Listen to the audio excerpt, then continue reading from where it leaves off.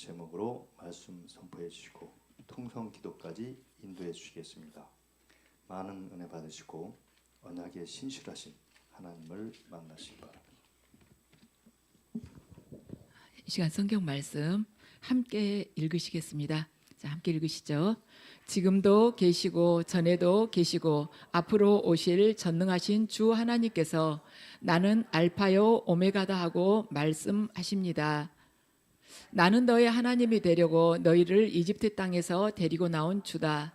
내가 거룩하니 너희도 거룩하게 되어야 한다. 주님께서는 하늘에서 들으시고 주님의 종들을 심판하시고 악행을 저지르는 사람은 죄가 없다고 판결하셔서 벌을 주시고 또한 한 사람은 죄가 없다고 판결하셔서 그의 의로움을 넓혀 주십시오. 아멘. 잠시 기도드리겠습니다. 아버지, 저희들 아버지 그 품성에 대해서 더 깊게 알아가고 주님을 온전하게 믿기를 원합니다. 주님, 이 시간 아버지의 그 전능하심과 또한 아버지의 거룩하심과 심판하시는 주님의 그 공의로우심을 저희들 성령님의 그 도우심을 받아서 더 깨닫기를 원하오니 성령님 저희 가운데 임재하셔서 저희들이 각자에게 죄가 있다면 아버지 찔러 주시옵고 회개할 수 있도록 은혜 부어 주시옵고 또한 거룩함의 길로 나아가게 하시옵소서. 이 시간 저희들 각자 주님의 뜨거운 은혜를 간절하게 사모하오니 아버지 충만하게 임재해 주시옵소서. 예수 그리스도 이름으로 기도드립니다. 아멘. 지난주에 이어서 이번 시간에도 하나님의 특성에 대해서 말씀을 드리겠습니다. 어쩌면 이것은 좀 교리적인 것 같고 딱딱할 수 있지만은 우리가 가장 이 기본적인 걸 몰라가지고는요 믿음이 모래 위에 지은 집과 같다는 것입니다. 하나님이나 하나님, 예수님, 성령님에 대해서 알지 못하고 무엇을 바라보면서 기도하고 무엇을 바라보면서 믿는다고 하면서 걸어갈 수가 있겠습니까? 그래서 지난주에는 우리가 하나님은 창조주이시다. 하나님은 스스로 존재하는 분이시다. 하나님은 유일하신 분이시다. 하나님은 또한 영원하신 분이시다. 이 네 가지 하나님의 속성에 대해서 우리가 알아봤습니다. 근데 여러분들 지난주에 제가 말씀드렸죠. 한 주간 이 말씀을 붙들고 살아보시라고 그랬잖아요. 살아보셨어요? 저는 이걸 계속 한 주간 묵상하면서 이렇게 생활을 했었거든요. 그래서 매일매일 그렇게 하고 보니까 이제 제 이 영혼을 이 말씀에만 딱 이렇게 연결시켜 갖고 거기다 묶어놓은 것처럼 이렇게 계속 묵상을 하면서 사는 거예요. 그랬더니 어떠한 느낌이 드냐면 우리 그 맑은 그 연못 있잖아요. 연못 위에 가을이 되면 막 낙엽이 떨어져 가지고 위에가 이렇게 덮이잖아요. 근데 그게 하나씩 다 그 낙엽들이 이렇게 벗겨지는 느낌이 있잖아요. 그러면서 연못물이 맑게 아래가 들여다 보이는 그 느낌이 들었어요. 그리고 제 영혼도 굉장히 단순해졌다는 생각이 들었습니다. 여러분들 그러잖아요. 세상적인 것이 많이 이렇게 끼어 있으면 영혼 안에 끼어 있으면 영혼이 혼탁하지 않습니까? 그리고 어떤 문제 하나를 바라봐도요. 하나님의 눈으로 바라볼 수가 없어요. 세상적인 사고가 같이 얽힌 데다가 내 자신의 탐욕이 또 거기 얽히기 때문에 이 분별이 어려운 것입니다. 그런데 제가 한 주간 이 하나님의 그 말하자면 속성에 대해 속성 네 가지를 붙들고 계속 기도하면서 그 말씀을 묵상하고 하니까 영혼이 굉장히 깨끗해진 이런 느낌이 들면서 다른 어떤 문제에 대해서도 그 답이 깔끔하게 이렇게 딱 느껴지는 거예요. 아, 그렇구나. 그래서 제가 그걸 이번에 한 주간 이걸 체험하고 나서 이 우리들이요 영적으로 어떻게 침체되어 있다거나 영적으로 어두워져 있을 때 어떻게 하나님께서 원하시는 그 정결한 상태, 그 거룩한 상태로 어떻게 변할까? 난 안 되는 거 아니야? 이렇게 할 게 아니고요. 제가 체험을 해보니까 그거예요. 우리 각자에게 달려 있는 것입니다. 내 생각과 사고가요 나로부터 완전히 벗어나서 하나님만 계속 바라보는 거예요. 바라보면은 육적인 사고로 생각을 해보면요 우리가 하나님한테 구속되는 것 같잖아요. 꼭 하나님이란 사슬에 우리가 묶여가지고 속박당하는 그런 기분이 들 수가 있잖아요. 그런데 하나님의 그 말씀 붙들고 계속 묵상하면서 그대로만 살아가려고 하다 보니까 내 영혼이 굉장히 자유롭다는 것입니다. 아주 가벼워졌어요.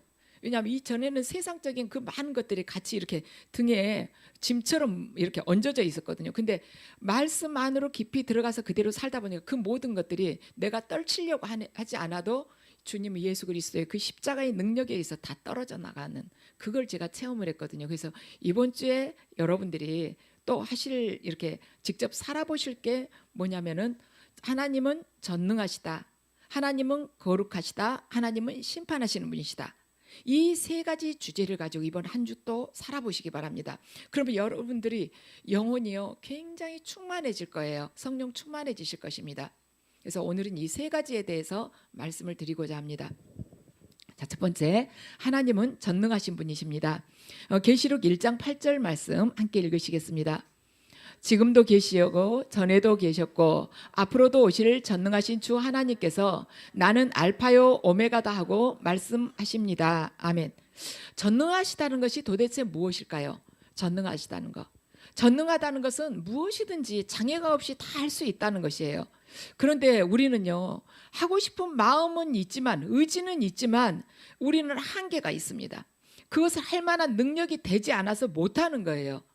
제가 며칠 전에 지방에 다녀오면서 이제 기차역에 내렸거든요. 그런데 지하철로 갔으면 좋겠는데 짐이 있는 거예요. 그래가지고는 택시를 기다리는데 이 방학이 돼가지고 휴가철이라서 얼마나 이 가방 들고 짐 들고 택시 기다리는 사람이 많은지 50명도 훨씬 넘은 것 같아요. 거기서 한 15분 이상 떼약볕에서 딱 서서 기다리고 나니까 머리에서 그 진짜 머리에 숯불언지 나는 게 그 기분인지 머리가 지글지글 끓고 있는 것 같아요. 아주 현기증이 나더니 그러고 한 이틀을 시들시들했습니다. 그 15분 정도 그 떼약볕에 햇빛 좀 쬐다고 그랬을 때 아유 잼버리 대회에 온 애들 정말 고생했겠구나. 그게 제 마음대로 조절이 안 되는 거예요. 제 몸이지만 와서 즉시 이렇게 샤워하고 그래도 그게 안 돌아가는 것입니다. 인간은 유한한 존재이기 때문에 그만큼 한계성이 있잖아요. 15분도 못 견뎌 인간 몸이라는 게. 그래서 여러분 이걸 하나님은 전능하신 분이시고 인간은 유한한 존재라는 거, 이걸 깨닫는 것이 믿음 생활에 있어서 왜 그렇게 중요하냐. 그것은 뭐냐면 하나님께서는 이 전지전능하신 분이시기 때문에 우리의 생각하고는 전혀 다르다는 것입니다. 하나님의 생각하고 우리 생각하고 다르다는 것을 우리가 여기서 인정을 해야 돼요. 자동차가 어떻게 자동차를 만든 사람을 이해를 할 수가 있겠습니까? 어떻게 자동차 만든 그 제작자를 마음을 다 알 수가 있겠습니까? 전혀 알 수가 없는 것이죠. 인간은 그래요. 사람은 어떤 일을 하려고 할 때요, 이 일을 내가 할 수가 있을까? 이 일 하는데 비용은 얼마나 들까? 하였을 경우에 효율성이 있을까? 내가 이만큼 비용을 들이는데 그만한 효율성이 있을까? 요즘 말로 가성비가 값이 될 것인가? 이러한 것을 우리는 고려를 해봅니다. 그런데 하나님께서는요, 우리가 고려한 거 전혀 고려해 볼 필요가 없어요. 이 일을 내가 할 수가 있나? 비용이 얼마나 들까? 효율성이 있을까? 이거 하실 필요가 없습니다. 왜냐하면 하나님은요, 능력 자체가 무궁무진하시거든요. 그리고 뭐 할 수 있을까 없을까? 그분은 당연히 승리하신 분이고 당연히 이루실 수 있는 분이십니다. 욥이 그래요. 욥이 많은 고난을 겪었죠. 근데 자기가 가만 고난 겪으면서 생각해 보니까 자기가 이렇게까지 큰 고난을 겪을 만한 재산 하루아침에 다 잃었지, 자녀들 다 죽었지, 자기 병 들었지, 이렇게까지 심한 고난을 겪을 만한 그만큼 큰 죄는 저지르지 않은 것 같아요. 그러니까 막 하나님한테 탄식을 합니다. 그러니까 욥의 탄식에 대해서 하나님께서 이렇게 말씀을 하세요. 전능하신 하나님과 다투는 욥아, 네가 나를 지금 꾸짖을 셈이냐? 네가 나를 비난하니 어디 나에게 한번 대답 좀 해봐라 하고 하나님이 말씀을 하십니다. 네가 전능하신 하나님을 다 이해하려는 거, 그 자체가 얼마나 더 어리석은 것인 줄 아냐? 하고 하나님이 그러시는 거예요. 욥은요, 이 땅에 살면서 끝까지 그 이유를 듣지 못하고 갔습니다. 그래서 저는 그 욥기를 읽으면서 우리는 막 뭔가 문제가 터지고 그러면 그 원인을 알려고 하고 자꾸 기도하면서 막 가르쳐달라고 그러잖아요. 하나님께서 근데 욥에게 많은 비밀을 알려주셨지만, 야, 사탄하고 나하고 이렇게 내기를 해서 시합을 했어. 그래서 하늘나라의 세계에 다 정해진 것이 이 물질의 세계에서 그냥 이루어진 것뿐이야. 그 이야기를 하나도 안 하셨다는 거예요. 그래서 우리도 삶 속에서요, 하나님께서 열어주신 만큼만 알 수 있는 것이지, 하나님께서 딱 비밀에 붙이신 부분이 있다는 것이죠. 큰 죄를 저지르지 않았다 할지라도, 요리비면 큰 죄를 저질러서 하나님께서 비밀에 붙이셨으면 아니지 않습니까? 그래서 하나님께서 우리에게 원하시는 것은 온전한 믿음을 원하신다는 것입니다. 그분을 그냥 믿으라는 거예요. 믿을 만한 이유가 있어서 믿는 것이 아니라 그분이 우리의 하나님이고 아버지이시니까 믿으라는 것입니다. 그렇다면 하나님께 있어서 중요한 것은 무엇일까? 우리가 생각했을 때 그렇게 많은 걸 가진 욥이 재산만 잃었다 해도 어마어마한 거예요. 그런데 그 많은 자식 다 잃었고 본인 병까지 이렇게 얻었단 말이에요. 그러면 우리가 생각했을 때는 뭐 중요한 것이 우리 하나둘입니까? 지금 양떼가 얼마고 소떼가 얼마고 낙타가 얼마고 얼마나 많습니까? 근데 하나님이 보실 때, 그 문제에 대해서 보실 때 하나님은 무엇을 중요시 여겼을까? 욥의 환난을 중요하게 여기셨을까? 아니면 욥이 하나님 앞에서 어떤 사람인가, 그것이 중요했을까? 여러분들은 어떻게 생각하세요? 욥의 환난이 중요했겠습니까? 욥이 하나님 앞에서 어떤 사람인가, 그것이 중요했겠습니까? 당연하죠. 하나님께서는요, 욥의 환난은 하나도 중요하지 않아요.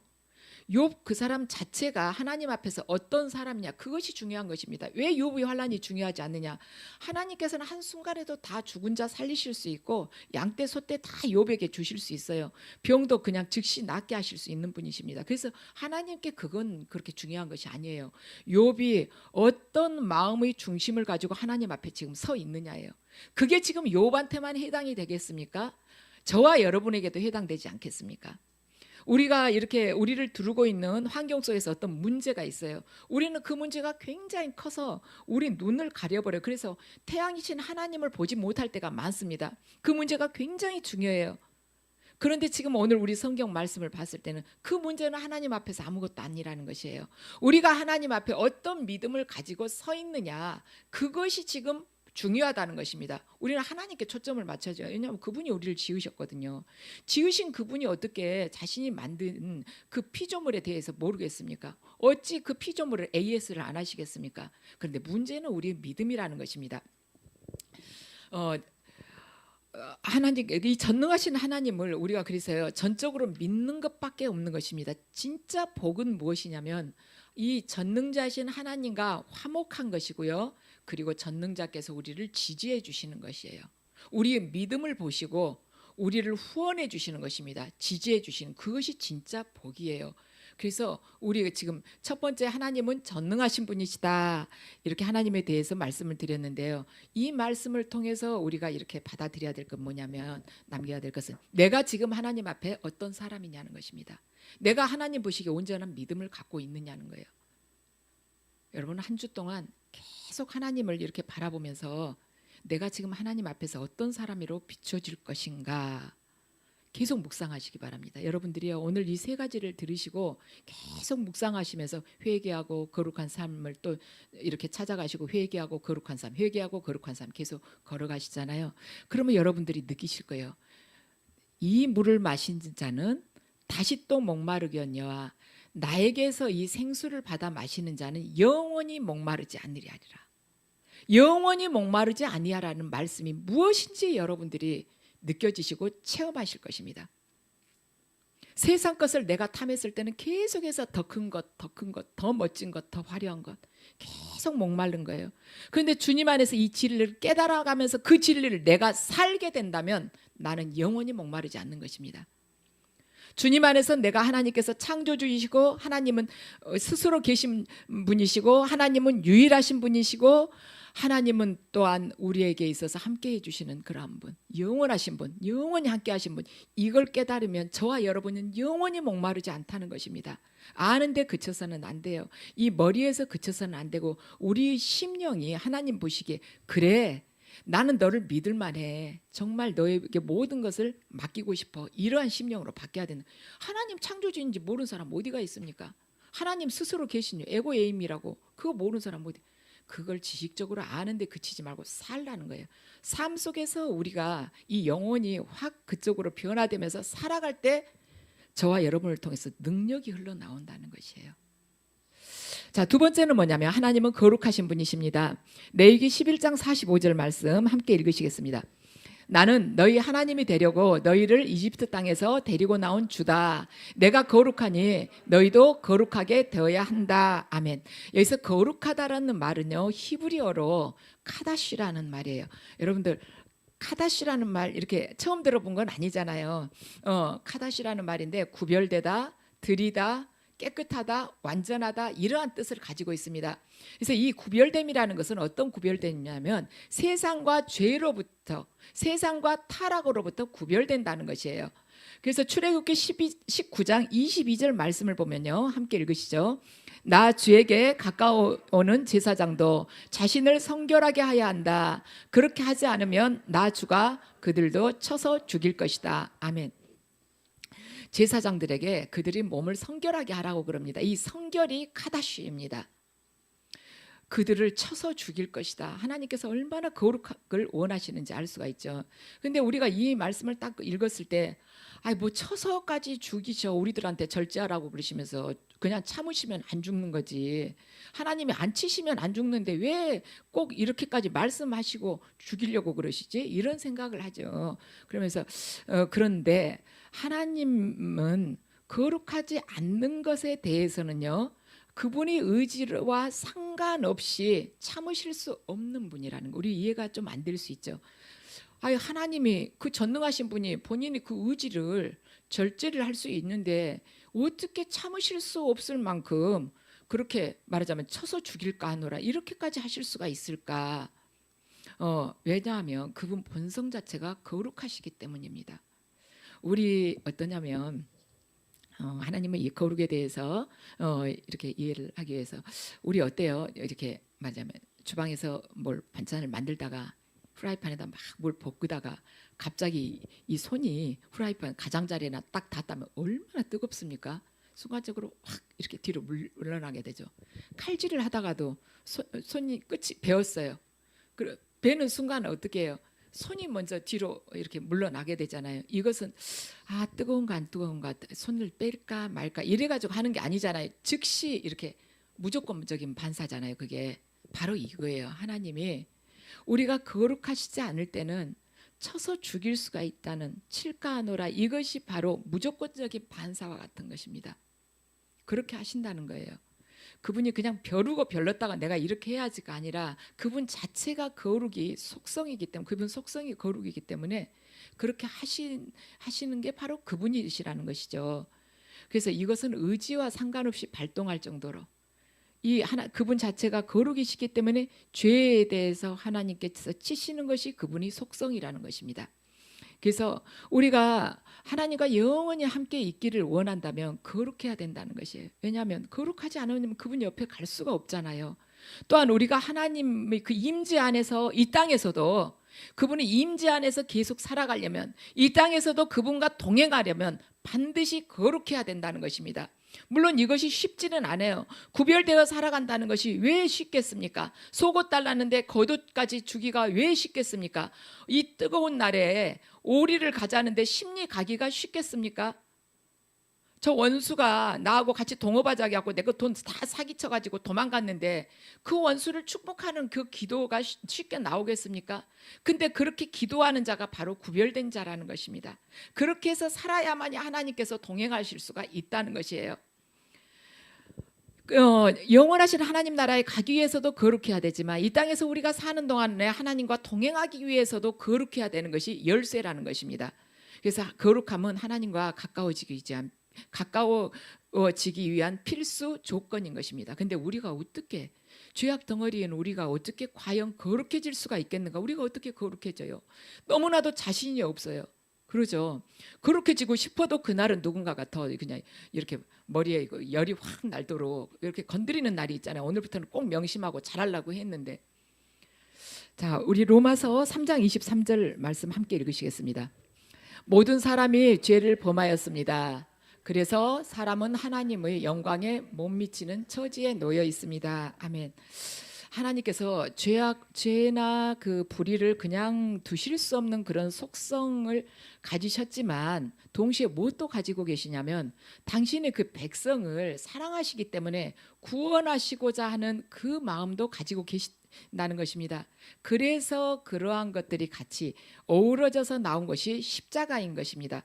그래서 하나님께서는 예수 그리스도, 당신의 독생자 예수 그리스도를 이 땅에 보내셔서 죄에 대한 저주를 친히 십자가에서 예수님께서 담당하도록 하시고 우리에게 거룩한 옷을 입히신 것입니다. 그래서 우리가 성도가 된 거예요. 우리가 거룩한 사람이 됐기 때문에 성도가 된 것이 아니라, 불신자들은 물어보죠. 뭐 네가 뭐가 거룩하다고 성도냐고. 근데 그건 잘못 알고 있는 것이고, 우리가 거룩해져서 성도가 된 것이 아니라 예수 그리스도의 십자가의 그 죽으심을 통해서 우리가 죄 용서를 받았기 때문에 거룩함의 옷을 하나님께서 입혀주신 거예요. 그래서 우리가 성도가 된 것입니다. 얼마나 감사합니까? 영원히 죽을 수밖에 없는 우리에게 어떻게 우리가 예수 그리스도의 그 죽으심을 입어서 그 어린 양의 피로 인해서 우리가 거룩해질 수가 있겠어요? 그런데 이것은 하나님의 일방적인 은혜이고 또한 대가 없는, 아무 대가 없이 우리에게 주신 그 은혜라는 것입니다. 당신이 독생자를 죽이심으로 인해서 이 은혜를 입은 우리들이 거룩함을 사모하고 그 길로 나아가야 되지 않겠습니까? 예수님 그 어린 양의 피가 바로 거룩함의 옷인 것입니다. 어린 양의 피로 우리가 덮임을 받았기 때문에 그 거룩함의 그 의 옷을 우리가 입게 된 것이에요. 법궤 그 위를 보면은요, 이렇게 그 위에 예수 그리스도 이 십자가의 그 보혈을 이렇게 말하자면 제사를 지낼 때 짐승을 잡아가지고 그 피를 이렇게 뿌리잖아요. 뿌리는데 그 옛날에 그 속에가 뭐가 있었냐면 예전에는 아론의 쌍난 지팡이와 만나가 들어 있었죠. 그런데 거기다가 그 위에다가 이제 피를 뿌려요. 그 의미가 뭐냐면 왜 거기다 피를 뿌릴까? 아론의 쌍난 지팡이와 만나는요, 인간의 죄, 하나님을 향한 불신앙을 뜻하고 있습니다. 왜냐하면 만나 자체도 하나님께 얼마나 불평을 했습니까? 우리 끌고 나와서 여기서 죽일 작정이었냐고 모세한테 막 따지고 그랬잖아요. 아론의 쌍난 지팡이도 말하자면 다른 이스라엘 그 12지파 다른 사람들이 다 대들었잖아요. 뭐 아론만 뭐 제사장이냐, 하나님이 세웠냐, 우리도 다 하나님 뜻받고 다 하나님 우리도 사랑하고 그러는데, 하나님께서 각 지파별로 대표들 지팡이 하나씩 들고 나무 막대기 하나씩 들고 나와가지고 다음날 딱 보라고 그러잖아요. 근데 거기에 꽃이 피고 싹이 나고 한 것은 아론밖에 아니지 않습니까? 이거 하나님께 대적을 한 거예요. 그러한 것, 인간이 하나님께 불평하고 원망하고 불신앙 갖고 대적하는 것, 그 죄를 예수 그리스도의 그 보혈로 해가지고 덮어줬다는 거예요. 과거에 제사 지낼 때 속죄하면서 그 말하자면 짐승의 피를 받아가지고 거기다 뿌린 것은 그런 의미. 바로 우리들에게 그렇게 많은 죄가 있었는데 어린 양의 피에 의해서 우리가 덮임을 받아서 죄 없다, 법적으로 죄 없다, 너희는 의롭다 칭함을 받는 그러한 은혜를 우리가 입었다는 것입니다. 그 입은 은혜에 걸맞게 우리들에게 거룩하게 살기를 원하신다는 것입니다. 감사를 해야죠. 한없는 감사를 해야죠. 제가 저번에 어느 그 탈북민이 고백하는 걸 이렇게 듣다 보니까 그래요. 너무나도 이 대한민국에 와서 감사하다는 것입니다. 뭐냐면 공항에 내리니까 이렇게 우리나라의 국정원 직원들이 거기에 나와서는 말끔하게 생기신 분들이 와가지고는 환영합니다, 잘 오셨습니다 그러더래요. 근데 자기는 빈털털이고 이 나라 와봐야 여기서 뭔가를 도움을 받으려고 온 사람인데 나를 환영해서 나한테서 무슨 도움이 있겠냐고. 그런데 나를 환영한다고 그러면서 잘 오셨다고 그러더라고. 너무 감사하다는 거예요. 그러면서 거기서 공항에서 만나가지고 이제 차를 타고 이제 국정원으로 가게 되는데 차 타고 가는 도중에 많은 것을 이제 보게 된 것이죠. 인천대교도 보고 뭐 푸른 숲도 보고 이렇게 다 보게 됐는데, 그걸 보면서 자기가 이렇게 느낀 게 뭐냐면은 나는 이 대한민국이 이렇게까지 세워지고 이렇게까지 발전하는 데 있어서 모래 한 삽도 뜬 것이 없는데 대한민국에서 이렇게까지 나에게 정착할 수 있도록 도와주고 이렇게 환대를 해주는가, 너무너무 감사했다고 그 이야기를 제가 들으면서 우리가 하나님께 받은 것은 얼마나 큰 것인가. 이분은 대한민국에서 앞으로 살 날이 몇십 년이나 살다가 떠날 수 있겠죠. 근데 우리는 영원한 복을 받았잖아요. 영원한 생명을 받았지 않습니까? 근데 우리가 그런 것을 순간순간 잊어버리고 산다는 것입니다. 하나님께서 당신이 아들을 십자가에서 죽도록 내어주심으로 인해서 우리는 그 어린 양의 피로 인해서 거룩한 그 의의 옷을 입게 됐어요. 그분께서 주신 그 사랑, 그분이 거룩하시기 때문에 우리를 거룩함의 그 옷을 입혀주시기 위해서 당신의 아들을 친히 죽도록 내주신 것입니다. 우리 또한 거룩하게 살아가기 위해서 이번 한 주 동안 작은 것도 아니면 큰 것도 계속 회개하면서 성결로 나아가십시다. 자, 세 번째는 뭐냐면 하나님은 심판하시는 분이십니다. 역대기하 6장 23절 말씀을 함께 읽으시겠습니다. 주님께서는 하늘에서 들으시고 주님의 종들을 심판하시되 악행을 저지르는 사람은 죄가 있다고 판결하셔서 벌을 주시고 옳은 일을 한 사람은 죄가 없다고 판결하셔서 그의 의로움을 밝혀주십시오. 아멘. 여기서 의로움이 있잖아요. 의로움. 공의라고도 할 수 있는데 여기 성경에서 구약에서 의라는 공의라는 뜻을 가진 말이요. 히브리어로 딱 두 가지가 있어요.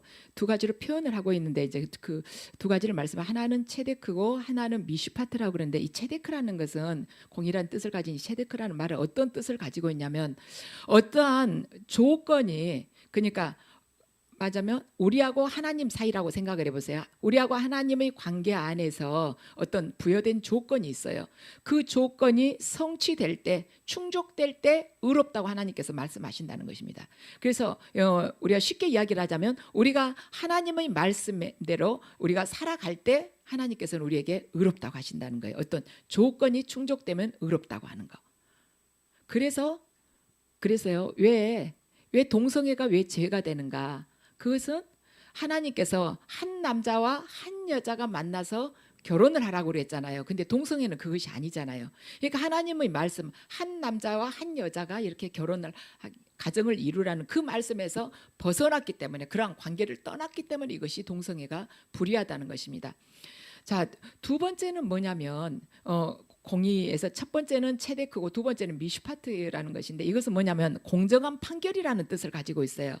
첫 번째 것은 뭐냐면 하나님과 이제 예를 들어서 어떤 관계 안에서 하나님과 우리와의 관계 안에서 어떤 조건이 있을 때 그걸 충족시키면 의롭다. 이렇게 되는데 두 번째 것은 공정한 판결이라는 이러한 의미를 가지고 있습니다.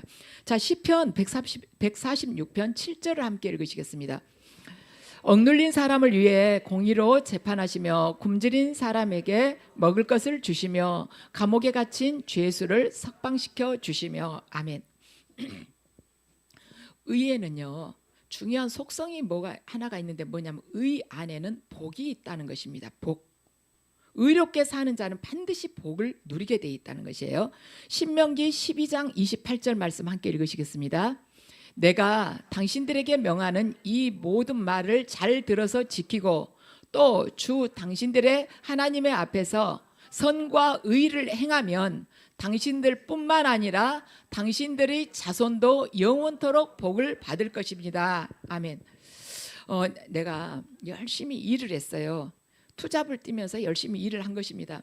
그래가지고 이 더운 날에도 쉬지도 못하고 밤에도 또 나가서 일을 해가지고 돈을 번 것입니다.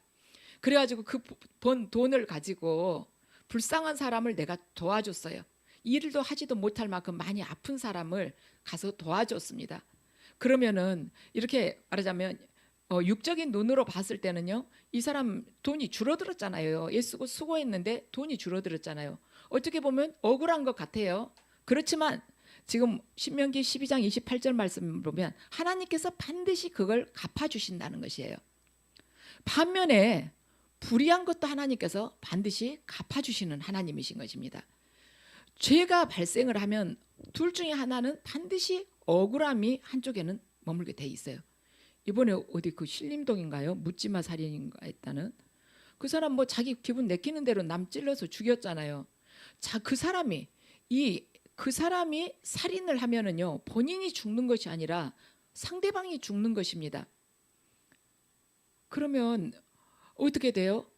이게 딱 저울이라고 본다면 이게 확 기우는 것이죠. 시소처럼 이렇게 본다면은 균형이 맞아진 것이 아니라 확 기울어 버리는 것이에요. 한쪽이 손해를 확 본 것입니다. 근데 하나님께서는 그걸 내버려 두시지 않는다는 것이에요. 항상 하나님께서는 균형을 맞추시는 분이시죠. 균형을 맞추기 위해서 추를 딱 올려놓습니다. 이 위로 쑥 올라간 쪽에다 추를 딱 이렇게 올려놔가지고 평평하게 만들어 놓는 거예요. 그 추 올리는 게 뭐냐면 바로 심판이라는 것입니다. 그래서 하나님께서는 억울한 일이 벌어지는 그곳에 균형을 맞추실 심판을 찾아서 반드시 심판하시는 분이신 것입니다. 하나님의 심판은요 좀 더디게 이루어지기도 해요. 좀 미루시기도 합니다. 그렇지만 반드시 심판하시는 분이신 것입니다. 왜? 그분께서는 이 죄에 대해서 그대로 두시지 않기 때문에 반드시 균형을 이루셔가지고 추를 올려놓으신데 그걸 추를 올려놓으심으로 인해서 그분이 말씀이 그대로 성취가 되거든요. 죄의 싹은 사망이라는 것입니다. 죄의 싹이 사망이라는 걸 그대로 성취를 하시는 분이에요. 그런데 이렇게만 돼버리면 우리 기독교가 뭐가 되냐면 이슬람교처럼 돼버리는 것입니다. 눈에는 눈, 이에는 이 이렇게 된다는 것이죠. 그렇지만 우리가 그 이슬람교가 아닌 것은 뭐냐면 복음이 있기 때문이에요. 복음이 여기서부터 시작되는 것입니다.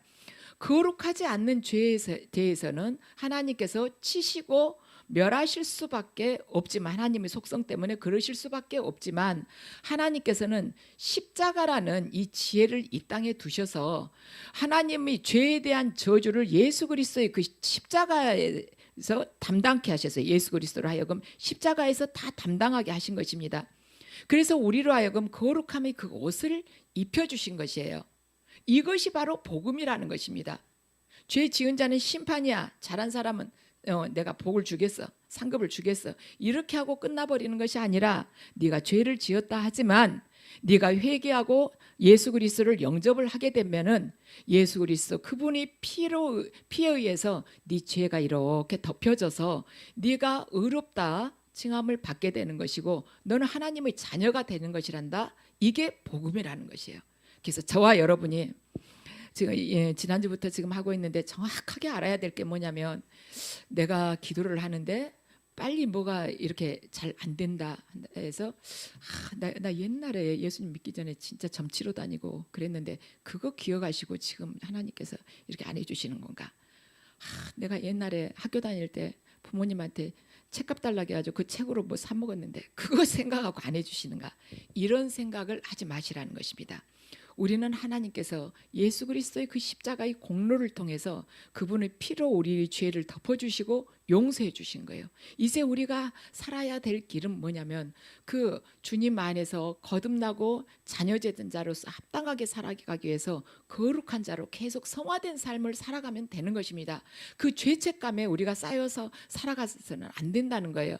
그래서 내가 뭐 안 돼서 어떤 큰 문제가 닥쳐서 그러면은 옛날 그 일을 생각하지 마시고 예수님 하나님께서는 나의 죄를 모두 용서하셨다. 나의 그 작은 죄들은 있지만 온전하게 회개하고 그분 앞에 다시 나아가리라. 이런 생각들을 하시면서 믿음 생활을 하시게 되면 여러분의 삶 속에서 주님의 능력이 흘러나온다는 것입니다. 이걸 정확하게 믿어야 돼요. 이걸 이제 뭐 신학에서는 조직 신학이라고 이렇게도 표현을 하는데 이 근본을 첫 단추를 정확하게 믿어야만이 그 다음에 하나님과 우리와의 관계가 이렇게 아름답게 이루어지는 것입니다. 그러지 않으면 항상 무서운 분이에요. 죄의 싹은 사망이라고 그랬는데 조금 아파도 내가 그때 죄 지어서 그런가 그렇게 생각하지 마시라는 것입니다.